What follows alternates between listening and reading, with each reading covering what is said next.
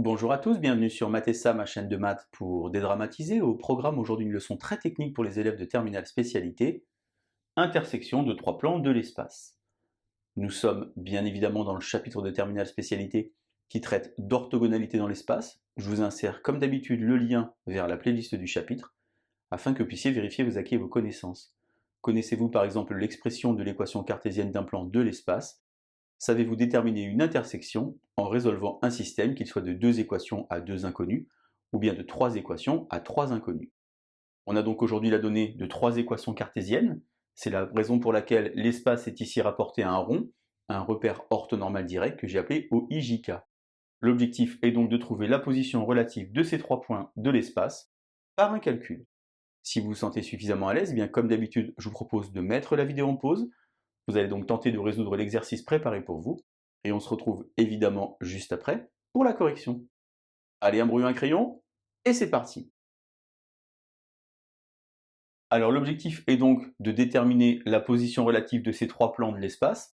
La question qu'on peut se poser, c'est quelle est la position relative de trois plans de l'espace? D'abord, les plans peuvent être tous les trois parallèles, auquel cas l'intersection va être vide. Vous pouvez évidemment avoir deux plans parallèles coupés par un troisième plan, ou bien avoir aucun plan parallèle, et c'est ce qui va nous intéresser aujourd'hui. Car finalement, l'intersection de trois plans de l'espace est un point, et c'est ce qu'on va essayer de trouver ici. Pour commencer, avec notre exercice, on va donc déjà commencer par exhiber chacun des vecteurs normaux au plan. On a donc ici NP1, normal au premier plan, c'est donc 1, 2, moins 3. Ici on a 2, 1, 1. Et ici on a 3, 4, moins 1.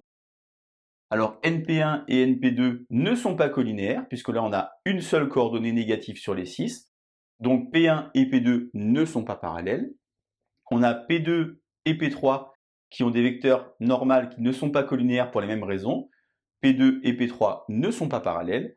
Et enfin pour P1 et P3 ici, pour aller de 1 à 3, il faut faire x3, mais pour aller de moins 3 à moins 1, il faut faire fois 1 tiers. On a donc ici trois plans qui ne sont pas 2 à 2 parallèles. Pourquoi? Car leurs vecteurs normaux sont 2 à 2 non collinéaires. Ça veut donc dire que l'intersection de ces trois plans est un point, et on va donc essayer de déterminer, comme ceci, l'intersection de ces trois plans. Alors moi j'ai choisi de résoudre un système de trois équations à trois inconnus. On pourrait le faire différemment.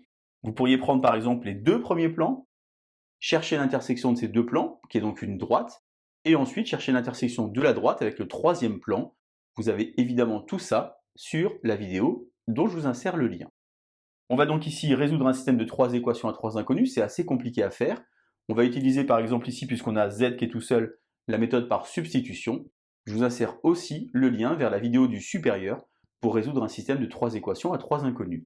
Ici on va isoler z, ça va donc faire 3x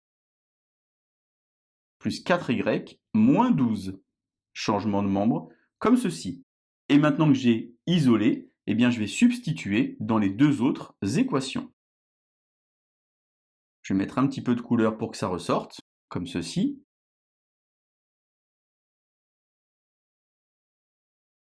Je vais donc avoir 3x plus 4y moins 12 à mettre ici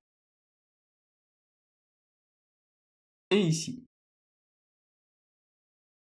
N'oubliez pas que lorsque vous résolvez un système à trois équations, il faut conserver à chaque fois les trois lignes.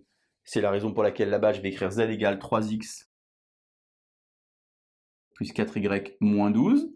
Je vais alors développer, par exemple ici 2x et 3x, 5x. Y et 4y, 5y.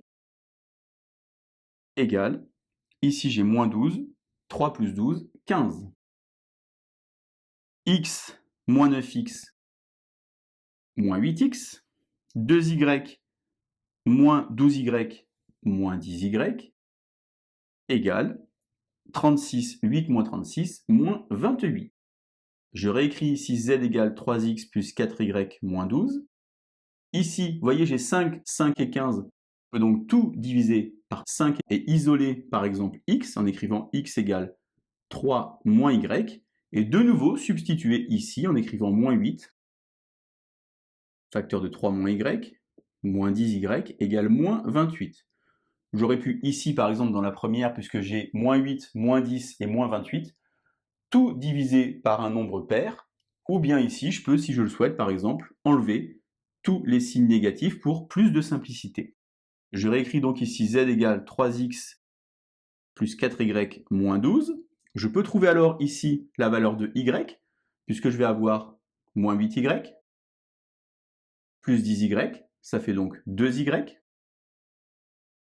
égale 8 fois 3, 24, 28 moins 24, j'obtiens évidemment 4. Et ici, j'ai x égale 3 moins y.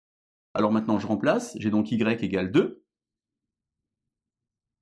3 moins 2, x égale 1, et j'ai alors à remplacer ici par 1 et ici par 2.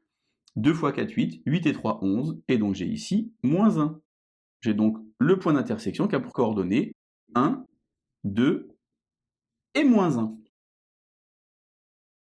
Pour conclure, eh bien je prends les coordonnées de ce point, 1, 2 et moins 1, et je les mets dans chacune des équations, et je vérifie que ça fait bien 0.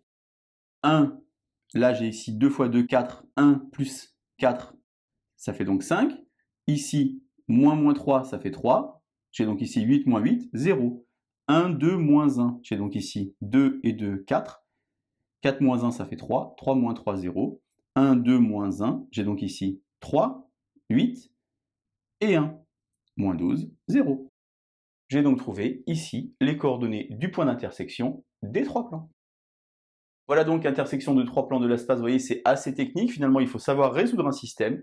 Il faut y aller tranquillement, on écrit toutes les étapes, on résout notre système, et surtout pensez bien, à la fin, à vérifier. Allez, je vous laisse vous entraîner, et je vous dis à bientôt sur Mathessa. Bonne journée.